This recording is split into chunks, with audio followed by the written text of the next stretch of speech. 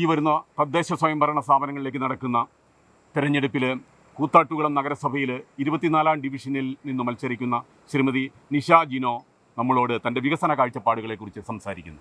24-ാം വാർഡിനെ സംബന്ധിച്ച് കഴിഞ്ഞ 10 വർഷമായിട്ട് ചെയർമാനും വൈസ് ചെയർമാനും മത്സരിച്ച് ജയിച്ച ഒരു വാർഡാണിത്.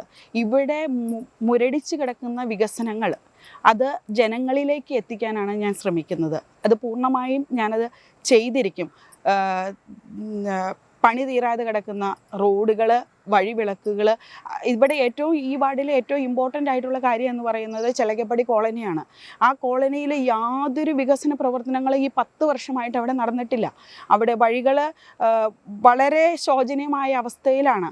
അവിടെ വീടിൻ്റെ ഇടഭാഗത്തുള്ള പാതയോരങ്ങൾ വളരെ ശോചനീയ, പല വീടുകളിലും വണ്ടി ചെല്ലുന്നില്ല.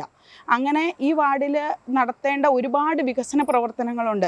അത് MLA MP ഫണ്ടുകൾ ഉപയോഗിച്ച് ഏറ്റവും മനോഹരമായ രീതിയിൽ, ഏറ്റവും ജനങ്ങൾക്ക് ഉപകാരപ്രദമായ രീതിയിൽ നടത്തുവാൻ ഞാൻ എൻ്റെ കഴിവിൻ്റെ പരമാവധി ഞാൻ ശ്രമിക്കും.